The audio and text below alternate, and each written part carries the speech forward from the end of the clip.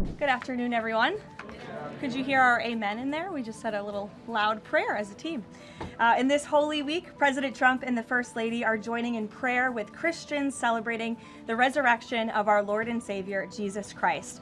On Wednesday, the President will host an Easter lunch in the East Room with faith leaders across the country to celebrate Holy Week. With respect to the ongoing major combat operations in Iran, Operation Epic Fury is moving ahead successfully and according to plan. With each passing day, the United States military is increasing its advantage over the terrorist Iranian regime. More than 11,000 enemy targets have been struck to date, each strike further crippling the regime's offensive and defensive capabilities and creating more leverage for the United States and our allies. Compared to the start of the operation, Iran's ballistic missile and drone attacks are down by roughly 90%. The United States is also decimating the Iranian regime's navy. We have destroyed more than 150 of their naval vessels so far, including 92% of their largest vessels. The Iranian Navy has no vessels operating in major regional waterways and no ability to project naval power, which is why they've been assessed as combat ineffective. Our military continues to obliterate Iran's defense industrial base, with nearly 70% of their missile, drone, and naval production facilities and shipyards damaged or destroyed thus far, significantly reducing their ability to pose future threats in the region. U.S. and Israeli joint forces control the skies and have asserted air dominance over Iran, completing more than 11,000 successful combat flights thus far. The trend remains clear. The United States is conducting more intense, targeted strikes with devastating combat power with each passing day to destroy the threat posed by the Iranian terrorist regime, as President Trump sought out to do a month ago. It's no surprise that we are seeing the remaining elements of the regime become increasingly eager to end the destruction and come to the negotiating table while they still can. Despite all of the public posturing you hear from the regime and false reporting, talks are continuing and going well. What is said publicly is of course much different than what's being communicated to us privately. As a result, President Trump issued a 10-day pause to postpone planned strikes on Iranian power plants and energy infrastructure. This remains a truly once-in-a-generation opportunity for the regime to make a good deal with the United States, permanently abandon their nuclear ambitions, and stop acting as the world's leading state sponsor of terrorism. If the Iranians reject this golden opportunity, the greatest military in the history of the world continues to stand by to provide President Trump with every option available to ensure this regime continues to pay a grave price. One way or another, Iran will no longer have the credible ability to threaten the United States or our allies, which is, of course, the overall objective and mission the president set out when he launched Operation Epic Fury. Unfortunately, even as President Trump is working hard every single day to protect the United States from foreign enemies, Democrats on Capitol Hill have failed to do the same here at home by keeping the Department of Homeland Security unfunded. Over the past 6 weeks, Democrats in Congress have pushed our air travel system to its breaking point and inflicted massive pain on Americans with their reckless political games. 500 TSA officers quit their jobs. Thousands more were calling out sick at record rates due to the lack of pay. This resulted in security wait times exceeding 3 hours at major airports across the country, creating nightmares for millions of Americans. Overall morale among TSA staff plummeted as well, all of this creating an unacceptable heightened security risk. Because of the Democrats' unwillingness to do their basic job of funding DHS, President Trump determined that these circumstances constituted an emergency, compromising American security. That's why last week he accordingly signed a presidential memorandum directing the Secretary of Homeland Security to work with the Director of the Office of Management and Budget here at the White House to use those funds with a reasonable and logical nexus to TSA operations to provide TSA employees with the compensation and benefits that would have accrued to them but for the Democrat-led DHS shutdown. This bold and necessary action by President Trump will ensure our TSA workers receive their hard-earned paychecks. It should not have come to this point, but President Trump will always do what's right by the American people, and he found a way to do that to get TSA paid. Ensuring that these federal workers who perform critical public safety responsibilities can feed their families, pay their rent, and show up to work is something the president was honored to do. But this moment should be an eye-opening one for the American people. Let's be clear about what is happening. Democrat members of Congress are more than happy to put your safety at risk because they oppose the president's and his administration's efforts to enforce our nation's immigration law. Democrats refuse to fund ICE because they want millions and millions of illegal aliens to pour into the country just like they were under the Biden administration. They want murderers and rapists and thugs to remain in your communities rather than be removed by ICE and Border Patrol agents. The Democrats created this mess. They are the reason for long lines at airports and tens of thousands of employees going without pay. Once again, President Trump is cleaning up their mess because he cares more about the American people than destructive, petty, partisan politics. With that, I will take your questions today. Here in our new media seat, we have Wid Lyman. Thank you for being here. And why don't you kick us off? Thank you. Happy Easter. Thank you. You as well. 2 questions for you. Thank you. There are some concerns the administration is starting to change its position on deportations, border enforcement, possibly asylum policies. What would you say to Americans that are somewhat concerned that the shift has happened? Sure. Well, while there has, of course, been a change in leadership at the Department of Homeland Security with former Senator, now Secretary Mullen, joining the president's cabinet, I can assure the American people there has not been a change in policy. It has always been the policy of this president and this administration to deport the worst of the worst illegal alien criminals from our communities. That's something I know Secretary Mullen remains wholeheartedly committed to doing. And it's something that is overwhelmingly popular with the American people. And it's something that is necessary to protect our homeland and to prevent deaths of Americans in our country. Just last week, Sheridan Gorman, a young woman in Chicago, was shot and killed on the street walking with her friends outside of her university by an illegal alien from Venezuela who had no right to be here in the first place. And it's despicable that Democrats are currently defunding the department that's responsible for removing illegal aliens like that. And I would also add it's despicable that the lack of coverage of this young woman's case, of her life, and the way that it was tragically cut short. I saw a survey over the weekend that I'd like to bring to all of your attention. This is the media coverage of the case of Sheridan Gorman.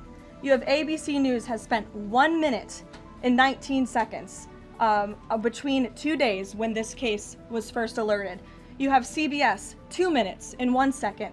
You have NBC 23 seconds spent on the life of a young, beautiful American woman whose life was taken short by an illegal alien who should have never been here in the first place, when we are in the middle of a battle on Capitol Hill with a major political party, the Democrat Party, who wants to defund the agency that is responsible for protecting Americans. I think her life was worth more than 23 seconds on cable television, and I think the people in this room have a responsibility to report on cases like this because it just exemplifies why the president believes so strongly in deporting illegal aliens from our communities. And thank you for the question.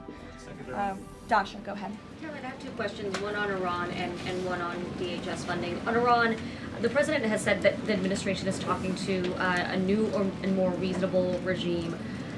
How confident are you that they are legitimate and have enough grip on power? Marco Rubio said earlier that he's not sure and it's not clear whether they will be in power. So are you also talking to other factions?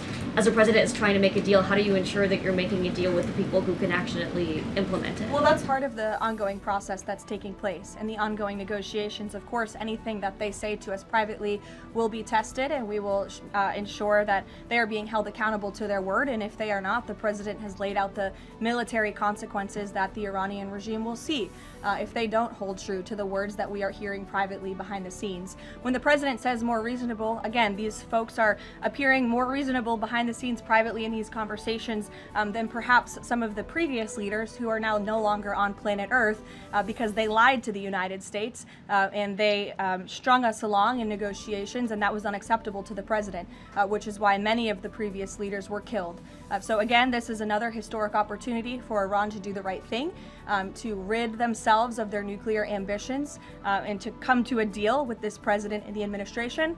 Or again, they will see the grave consequences of the United States Armed Forces, which they are continuing to see every day throughout this operation. On DHS, how long can the administration keep paying TSA without action from Congress? And not to be hyperbolic, but given the the airports were really the pain point that was pushing both sides to talk to each other. I mean, do you see a way for DHS to reopen? Is it possible that this keeps going through the midterms? Well, we certainly hope so. I mean, of course, the president just can't keep signing presidential memorandums and proclamations every time Congress fails to do its job, and every time Democrats are holding our entire country hostage, picking and choosing which programs and agencies they want to fund just because they don't like this administration's policies. That's not how it's supposed to work. They voted 7 times against funding DHS over partisan and political reasons. And so, again, the president has stepped in to do the right thing at this moment in time, but the president is also encouraging Congress to come back to Washington to permanently fix this problem and to fund and reopen the Department of Homeland Security entirely. Caroline. Stephen. Thank you, Caroline. 2 questions, one on TSA, one on Iran. On TSA, for ordinary Americans watching the briefing, how long until everything goes back to normal at airports after the president's action? And then on Iran, on the time frame, President Trump initially said about 4 weeks. Secretary of State Rubio on Friday reportedly said it might be another 2 to 4. Is 2 to 4 the current ballpark that the administration is thinking? With respect to the timeline, again, the President, Commander-in-Chief, the Pentagon has always stated 4 to 6 weeks estimated timeline for Operation Epic Fury. We're on day 30 today, so again, you do the math on how much longer the Pentagon needs to fully achieve the objectives of Operation Epic Fury, which I will reiterate: destroy the Iranian Navy, destroy their ballistic missiles, dismantle their missile and drone production infrastructure, significantly weaken their proxies throughout the course of this operation, and then, of course, preventing Iran from ever obtaining a nuclear weapon. To your first question, Stephen, about TSA and airports, nothing will be truly normal again until Democrats do the right thing to fund this agency fully. Again, the president has stepped in the meantime to do what's right to end this crisis that we've had at air travel and at airports across the country in the meantime. But again, Congress needs to come back. Democrats need to fund the Department of Homeland Security so we can formally and fully get these great employees paid long into the future. Jonathan. Thanks a lot, Caroline. 2 questions regarding the financial costs of the war. Back during the Persian Gulf War, 1990-1991, Arab countries paid for the vast majority of the cost of the war. Kuwait, Saudi Arabia, the UAE. Who's paying for the cost of this war? Will those Arab countries step up to do just that? Well, I think it's something the president would be quite interested in calling them to do. I won't get ahead of him on that, but certainly it's an idea that I know that he has and something that I think you'll hear more from him on. And then secondly, the cost of diesel is averaging at $5.38 a gallon right now. What's the message from the Trump administration to truck drivers who are dealing with those high fuel costs right now? Again, we understand, we hear you, we see you. We are fully tracking this short-term fluctuation in oil and in diesel prices, and that's why the president and the administration have continually announced robust actions to provide stability in the global energy market. As you know, political risk insurance, one of those actions, allowing countries to purchase sanctioned oil just to increase the supply. In the meantime, we've worked to release 400 billion barrels of oil and refined products as well. We issued the 60-day Jones Act waiver. All of this has, with the goal of increasing supply to create stabilization in the market in the meantime. But the overall message, as we've repeatedly stated, is, again, these are short-term actions and short-term price fluctuations for the long-term benefit of ending the threat that Iran poses to the United States of America, our troops, and our allies in the region, and ensuring that this regime can no longer control the world's free flow of energy through the Strait of Hormuz, which is something the administration continues to tackle day by day as well. Jennifer. Just 2 questions. Which Jennifer? I'll go to both of them. Go ahead. So 2 questions. One on China and one on Iran. On China, ahead of the president's trip to Beijing, will there be a working level meeting with Secretary Bessent, Jameson Greer, et cetera, and when will that be? I do expect cabinet officials to travel to China ahead of time. I don't have a readout on their schedules for you, but this is something we typically do with international travel, as you know. So I'll talk to the Treasury Department and the cabinet myself, and we'll get you that answer. But we do expect them to move ahead of time. Okay, and thank you. And on Iran, if Iran is kind of cherry picking what tankers get to go through the strait now and contemplating big tolls on those tankers. Is that consistent, or how is that consistent really with the president's message about really wanting the strait to be fully open? Does the administration support a regime or system where Iran is effectively charging tolls on these vessels to access? That's not something we support, and I would reject that they are cherry picking. In fact, as you know, these tankers that are moving through, the 10 that were previously announced and now the new 20, the announcement of 20 additional tankers, which we expect to see over the coming days, are a result of the direct and indirect talks that are taking place between the United States and Iran. So you wouldn't have seen those tankers if not for the president's diplomacy and his team engaging on this matter, which we expect that compliance moving forward. And it's, again, something that we're working on very closely. Sure. And behind the tank in the back right there, you put up your hand very excitingly. Go ahead. Hannah from News Nation. Thank you. Thanks for taking my question. I have two for you real quick. There are reports that Republicans are weighing cuts to health care in order to make way for that $200 billion for the Pentagon and Operation Epic Fury. Is that a trade-off that President Trump supports? I've seen these reports. I haven't spoken to the president about it, nor have I heard this being discussed in any high-level meetings here at the White House. I don't want to weigh in definitively because I just haven't heard that being discussed here in the West Wing. And then secondly, I know President Trump says we're ahead of schedule in achieving his military objectives in Iran. He laid out that 4 to 6 week timetable for this conflict, and we're now within week 5. So how do you square kind of those two? Well, 4 to 6 weeks estimated timeline. Again, you just said we're on day 30 of the operation. I just provided you with some of the updates from the Pentagon directly in achieving the objectives, and the military has been enormously successful. I think we should all be very proud of our armed forces for what they have done over the past 30 days. The mission will continue until the objectives are achieved, and that 4 to 6 week timeline does remain right now. I don't have any updates for you on that.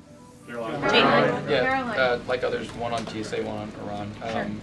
On Iran, I know it's tough to engage in hypotheticals, but I feel like this is one that you could engage in. If the president does seek... Probably not, but we'll see. If the president does seek, or the United States seeks a ground war, does he intend to get congressional authorization of that march?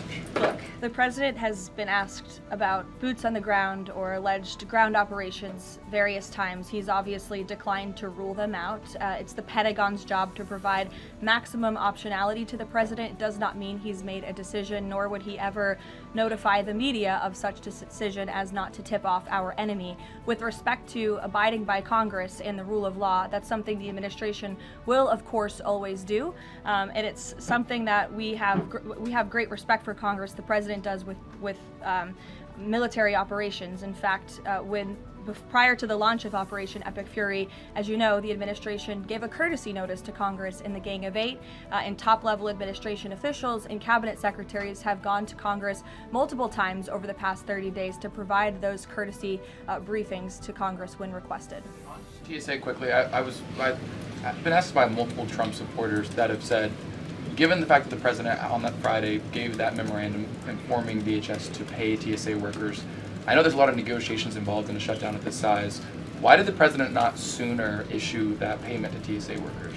Well, it's because of the Democrats voting 7 times against reopening the Department of Homeland Security that we came to a place of an existential crisis. I mean, you saw the lines at various major airports across the country, American travelers really paying the price for Democrats' partisan games. And so the president worked with his legal team here at the White House and the Office of Management and Budget to find a solution to take care of the emergency that we were seeing in air travel across the country. And it's because of the president that TSA agents are being paid. But again, he's calling on Congress to do the right thing, to come back to Washington and to fund and reopen the Department of Homeland Security fully. Sure. Hi, Lindsay Ellis from the Wall Street Journal. I'm trying to square the 4 objectives laid out by the administration with the goal of reopening fully the Strait of Hormuz. Would President Trump declare victory and wind down military operations if the 4 objectives are met, but still passage remains quite slow through the strait? Look, as I've said repeatedly and as the president has laid out, the objectives of Operation Epic Fury are as follows: destroying the Iranian Navy, destroying their ballistic missiles, dismantling their defense industrial infrastructure that produces those weapons that have long threatened the United States and our allies, and then, of course, preventing Iran from ever obtaining a nuclear weapon. The full reopening of the strait is something the administration is working towards, but the core objectives of the operation have been clearly defined for the American people by the Commander-in-Chief. Garrett. The president posted this morning about his threat that on leaving Iran, he said we might blowing up and completely obliterating all of their electric generating plants, oil wells, Harg Island, and possibly all desalinization plants. Under international law, striking civilian infrastructure like that is generally prohibited. Why is the president threatening what would amount to potentially a war crime with the U.S. military? And how do you square that with the administration repeatedly saying that the U.S. does not target civilians? Look, the president has made it quite clear to the Iranian regime at this moment in time, as evidenced by the statement that you just read, that their best move is to make a deal, or else the United States Armed Forces has capabilities beyond their wildest imagination, and the president is not afraid to use them. That's not what I said, Garrett. And you're saying the word potential for a reason, because I'm sure some experts are telling you that in your ear to try to ask me that question. Of course, this administration and the United States Armed Forces will always act within the confines of the law. But with respect to achieving the full objectives of Operation Epic Fury, President Trump is going to move forward unabated, and he expects the Iranian regime to make a deal with the administration. To that end, which of Haley, those objectives would destroying a desalinization plant most help? Haley, go ahead. Thanks, Caroline. I want to follow up on Iran. When you're describing that the Iranians you're in contact with are being more reasonable this time around in discussions, what specifically are you hearing that is leading you to that conclusion, and how are you defining what's reasonable versus unreasonable in that regard? I'm not going to detail the private and sensitive conversations that are taking place between the United States and Iran right now. But generally speaking. Generally speaking, the president gave you the answer. What we're hearing from them is more reasonable. They have agreed to some of the points the United States laid out, as the president said last night aboard Air Force One. But again, as for the specifics, as these negotiations are ongoing, we're not going to broadcast them to the world unless the president chooses to do so, which he has the full right to do as the leader of the free world. Caroline. On Cuba, the president threatened to tariff any country that would send oil to Cuba, but now the U.S. is letting this Russian tanker to Cuba. Is this a policy change, or is he willing to let more tankers into Cuba now? This is not a policy change. There has not been a formal change in sanction policy. As the president said last night, we allowed this ship to reach Cuba in order to provide humanitarian needs to the Cuban people. These decisions are being made on a case-by-case basis. And as the administration has said, Cuba's non-functional economy cannot be fixed unless they undergo dramatic political and leadership change. But there has been no formal change with respect to sanction policy. So you could expect more tankers to go to Cuba? Again, these decisions are being made on a case-by-case basis right now. Thanks, Caroline. You addressed this a little bit in the opening, but just to follow up, because Americans are sort of seeing these conflicting messages between the United States and Iran. I know the president insists that negotiations are underway. As you just mentioned, he's also said that Iran has agreed to most of the 15 points. We just heard from Iran again. They're saying no negotiations are taking place. They're calling the proposal excessive, unrealistic. So how do you square that? How do you explain that discrepancy between the two? I think the American people are smart enough not to take the word of a terrorist regime that has chanted death to America for 47 years at their word. And I hope the journalists in this room are wise enough not to take an Iranian regime that has repeatedly lied about our country, about our values, about everyone in this room, frankly, for nearly 5 decades. So I think the American public are smart enough to understand that. And just to follow up on the objectives, you've laid them out, but I know the president has set a deadline for April 6th in just 1 week. What does the president need to see to not move forward with those strikes by April 6th? Well, I think he said it in his Truth Social post this morning. He wants to see a deal over the next 10 days. That timeline is waning, several days left, and we'll see. I won't get ahead of it. We'll see what happens at the end of the 10-day period. Caroline, thank you. One on Iran, one on the shutdown. The president continues to say the U.S. is in conversations with a more reasonable regime, but there are now hundreds of U.S. Special Operations Forces, including Navy SEALs and Army Rangers in the Middle East, as well as thousands of other troops already deployed. So is he trying to end or intensify the conflict? The president is focused on achieving the objectives of Operation Epic Fury.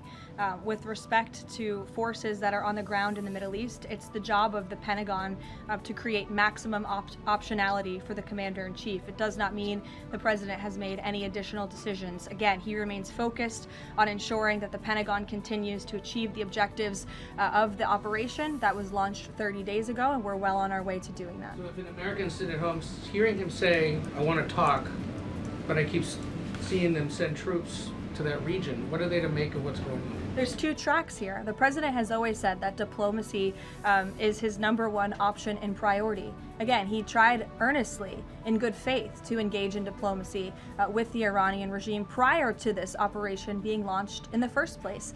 He wanted to strike a deal, and he sent his top negotiators to do so. They spent extensive amount of time and effort trying to strike a deal, and unfortunately, the previous regime, again, many of those leaders no longer with us here on Earth because they faced the consequences of the United States military. So if there's ever a chance for a deal, again, the president is open to listening, but it does not deter him from focusing on the military objectives that he set out 30 days ago and that our military is continuing to achieve day by day. On the shutdown, he signed the national emergency order last Thursday, making sure TSA officers will be paid. There's still other civilian DHS employees, however, who are not being paid. Yes. Will he signed something similar to ensure they also get paid? Look, the president will always look into ways that we can make sure that the American people are being taken care of and doing what's right by the American people. But again, it's ridiculous that the president even has to go to the length of working with the legal team and the Office of Management and Budget to identify these funds. It is the job of Congress to fund these agencies. And Democrats in Congress have voted 7 times against funding the Department of Homeland Security. Congress should come back and they should get it done. The president, again, made the decision to prevent this existential crisis we were seeing at our nation's airports across the country that was only going to get worse, and that's why he wants Congress to do his job. Thank you, Caroline. Since you mentioned... I'll go to you as well. Since you mentioned Easter and prayers, I wanted to ask you about something the Pope said yesterday. So Pope Leo said yesterday, and I quote him, "God does not listen to the prayer of those who wage war." Can you comment on that? I think our nation was a nation founded 250 years ago almost on Judeo-Christian values, and we've seen presidents, we've seen the leaders of the Department of War, and we've seen our troops go to prayer during the most turbulent times in our nation's history. And I don't think there's anything wrong with our military leaders or with the president calling on the American people to pray for our service members and those who are serving our country overseas. In fact, I think it's a very noble thing to do. And if you talk to many service members, they will tell you they appreciate the prayers and support from the Commander-in-Chief and from his cabinet. Caroline, thank you. President Trump told the New York Post that a response is coming shortly to Tehran attacking Israel's largest oil refinery. Is there a timeline on that? Is that tied to the success or not of the negotiations? I don't have any updates for you on the president's comments. Some consider the IRGC in control of Iran. Well, look, as Secretary Rubio said today, the leadership is very fragmented. We have really neutered their intercommunication systems, and that's part of this process of diplomacy to continue figuring out exactly who's in charge. I know they appointed a new Ayatollah, haven't seen or heard much from him, and so that's part of this diplomatic process that's underway right now. I'll take a few more. Solon. Thank you. You listed the described humanitarian reasons for allowing that oil tanker to reach Cuba. Just to clarify, why was the administration okay with Russia sending that oil to Cuba and not other nations? Look, again, this was a decision. It'll continue to be made on a case-by-case basis for humanitarian reasons or otherwise, but there's been no firm change in our sanctions policy. President Sheinbaum of Mexico also said that Mexico is exploring different ways to restart some of those shipments to Cuba. Is the administration okay with that at this time? Again, there's been no change in our sanction policy. We still reserve the right to seize vessels if it's legally applicable that are headed towards Cuba and that violate the United States sanction policy. But of course, the president and the administration also reserve the right to waive those seizures on a case-by-case basis. And to clarify, just any more Russian oil tankers going to be allowed to reach Cuba at this time? Again, I know you say case-by-case, but for the case of Russia, is it pretty much green light right now? No, that's not what I said. It's a case-by-case basis. Sure, Jeff, go ahead. Switching topics, the president has always attended CPAC. He did not this year. Why did he not attend, and does he believe CPAC is becoming less relevant? No, I don't think he believes that at all. In fact, he loves CPAC and has a very good relationship with the great people who run it, Mercedes and Matt Schlapp. It was just simply for scheduling purposes this year, with it being in Texas. It was best for the president's schedule and what he has on his plate right now not to go. Carolina. Michael. Thank you, Caroline. If and when Michael. a deal is finalized with Iran, how does the U.S. provide protection to who it's negotiating with to ensure that they can carry out the president's peace plan? Again, that's something I'm sure our national security team is discussing. I don't have anything for you on that today. On the ballroom, can you tell us more about this massive military complex underneath the president's new ballroom? I cannot tell you more about that, actually, as a matter of fact. However, the military is making some upgrades to their facilities here at the White House, and I'm not privy to provide any more details on that at this time. Caroline, go ahead. Reagan. Thanks, Caroline. Question on the Middle East and then a question on Antifa. Netanyahu said Sunday that Cardinal Pizzaballa will be able to hold services for Palm Sunday in the Church of Holy Sepulchre after he was initially blocked by Israeli police. Did anyone from the administration or the president call over to Israeli officials to assist the cardinal in this? Yes, I did speak with Secretary Rubio this morning, and we did express our concerns with Israel with respect to these holy sites being shut down. We want worshipers to be able to access these holy sites. Of course, safety is a top priority, but we understand Israel is working on those security measures to reopen the sites throughout Holy Week, and that's something that we're appreciative of. Antifa. Sure. In Texas, 9 people have been convicted by a federal jury on domestic terrorist charges connected to Antifa. The White House has previously indicated that you guys are investigating Antifa, who's funding them, who's leading them. Can you provide an update on how that investigation is going, and do you think we're going to see more charges against people connected to Antifa? Well, I do know that there was an entire task force that was set up, an interagency task force to focus on the threat of Antifa, which, as you know, Reagan, this president declared a domestic terrorist organization, rightfully, and we will continue to look into it. I don't have any updates on those specific investigations, but I'd be happy to have my team get those over to you today, as this continues to be of the utmost importance to the president and his domestic policy agenda. Caroline, JJ. On one question on landmines, there's been some reporting that American-made landmines have been spotted on the ground in Iran. Did President Trump sign off on using U.S.-made landmines in Iran? I don't have any comment on that report today. Caroline, whether they're being used at all? I don't have any comment on that. Karen.